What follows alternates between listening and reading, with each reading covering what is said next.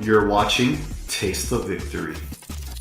Welcome back, guys. I hope you enjoyed yesterday's upload, which is a bit more of a lost media hunt type of video, which is a ton of fun to archive the journey. And if you haven't checked it out, it is Digimon adjacent, so I would appreciate the love on there. But we are back today with the regularly scheduled Digimon content, the card game. We have exciting news for the upcoming set, Booster Set 14 in Japan. This is ahead of us as we are only getting BT12 just recently here in North America, but a promo pack that you get for buying a box of Booster Set 14 in Japan has been fully revealed, and needless to say, it is pretty exciting, the content of this pack. This is a legacy support pack. This is actually called the survey pack, based on a survey that was ran by Bandai we had to fill out. So this is basically fan favorite chosen support. This will be given with your purchase of Booster Set 14 in Japan. Hopefully it's the same here for us.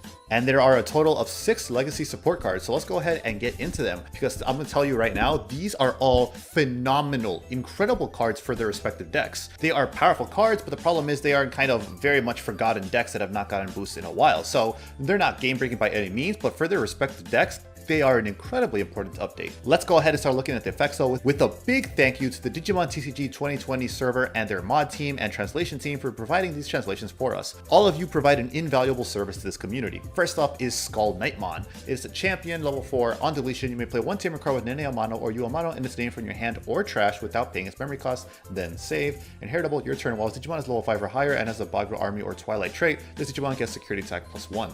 This is such a huge boost to the deck, because now you have a very early opportunity to cheat out not only a Nene but also a Uamano, and Nene is incredibly important for the deck once you get up into Bagro level 6s and stuff like that, the X Digimon. So that is a huge boost in power level early on into the game for this Dark Nightmon deck. The security attack +1 is also a very good bonus in a format where you kind of need that aggression, but here's hoping the counter mechanic and Booster Set 14 and maybe a future ban list would all make it a little bit slowed down for this deck to be able to compete more. So very good start there with Skull Nightmon support. After that, we got Shajaman. So this is a deck I was honestly not sure if we would ever get more support for, because it felt so self-contained when we got our next 3, the red, purple, Imperial Dramon Virus deck. Shajaman is a really cool Digimon because there is very, very little official material for it until Digimon Ghost Game, where it was featured in an episode. So it's really awesome to see it get a second card in the card game. It is an armor type, Digivolve 2 from Wormmon specifically, otherwise it's 3. And then when Digivolving, you may play one Vmon or Wormmon from your trash suspended without paying the cost. On deletion inheritable, you may play one Vmon/Wormmon from your hand suspended without paying the cost. This is an amazing boost to the deck. So this is what I was saying, where this is kind of like a phenomenal card, but they are in bad decks, which kind of balances them out.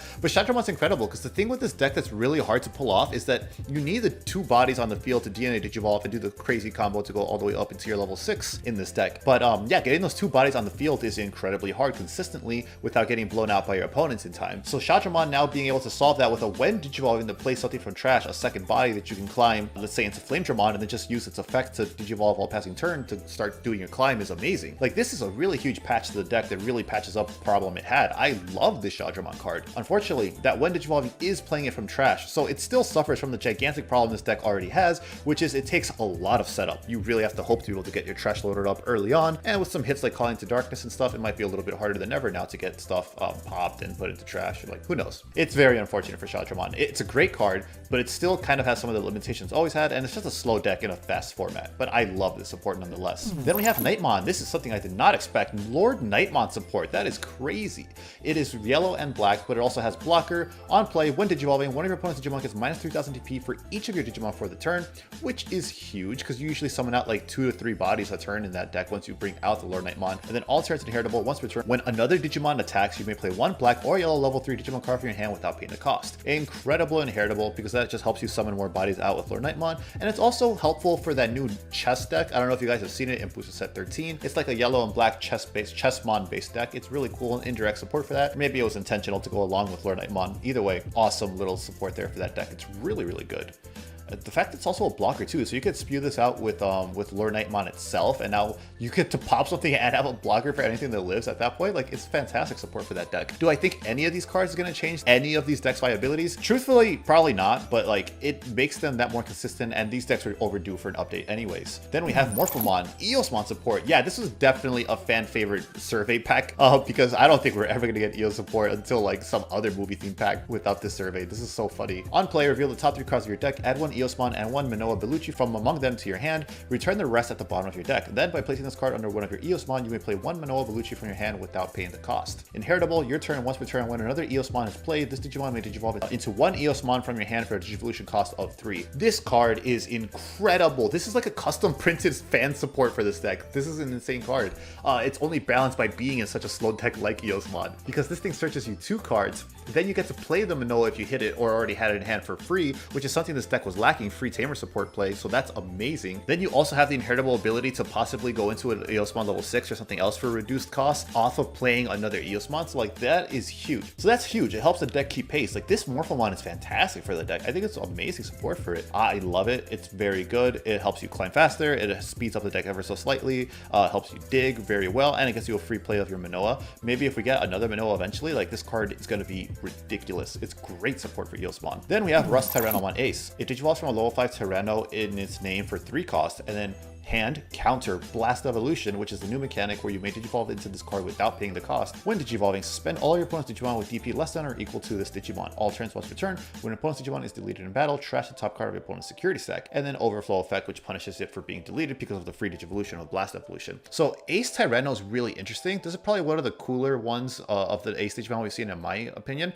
because this shuts off your opponent's turn potentially for that, or at least their follow-up attacks by suspending everything else on the field if they need another swing to go for game or anything like that. So that's a good little trump card there. In green, I don't know how valuable it's going to be, because like the problem is everything can remove level 5s pretty easily now once you're up to your boss monster. So having stuff stick is going to be really hard for the Blast Evolution mechanic, and maybe there's cards in Booster Set 14 we haven't seen yet that is going to be like supporting and playing around that. It's a little questionable how it's going to come out in green of all colors, but I do like the Blast Evolution effect, and then the ability itself, like trashing security when something is deleted in battle, and it doesn't specify its own battle. So if you have like another giant blocker out, Rust will always be trashing security off of that, and good stuff like that. So it's a pretty cool card. It's very strong. We just have to see what the rest of the Tyrannomon support in this set is going to be like, because we did see a level 4 was already revealed in Booster Set 14. So here's hoping that the rest of it is good to support this Ace Tyranno, because I think it's very interesting and one day could be potentially really good just for being an Ace Blast Evolution. And finally, we have Diaphoromon Ace. He is also a hand counter Blast Evolution. When digivolving or when attacking, you may play 1 Diaphoromon token without paying the cost, and then all turns once per turn, when another Digimon is played by an effect, you may delete one of your opponent's Digimon with a play cost of 3 or less. For each Diaphoromon you have in play, increase the maximum cost of the Digimon card you can delete with this effect by 2.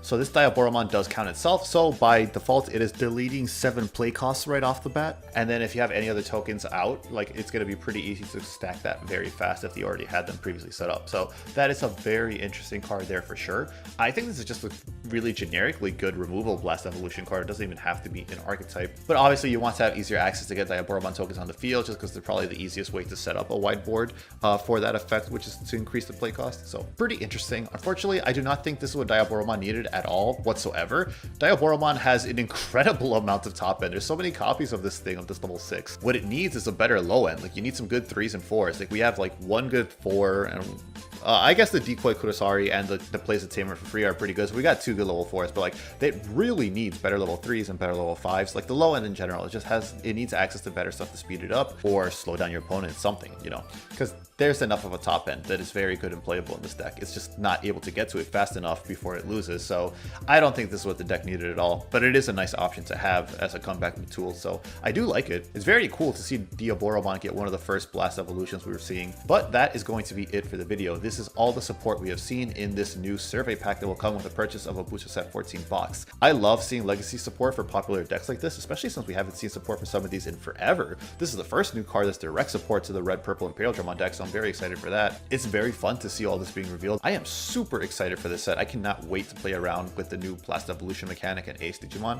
It's beyond exciting. I think it's such a great idea to address the problems in the game right now, and I hope it ends up working out. But let me know what you guys think. Did your favorite deck get support with this pack, or are you holding out hope for another deck? I want more traditional armor support, but since we have an O2 movie coming up, I think it's just a matter of time until we get a new armor support, fingers crossed. But this is really cool too. I love the Shajaman support in here, and shout out to all this EOS Mod fans. If you want to pick up any singles to get ready for this new support, I do have a TCG player affiliate link in my description below that when you click it opens a tab to the website, and if you buy through that tab, it supports me with a small kickback. So shout out to anyone that uses that. Thank you so much. I'll see you guys in the next video. Until then, remember to stay hungry until you get a taste of victory.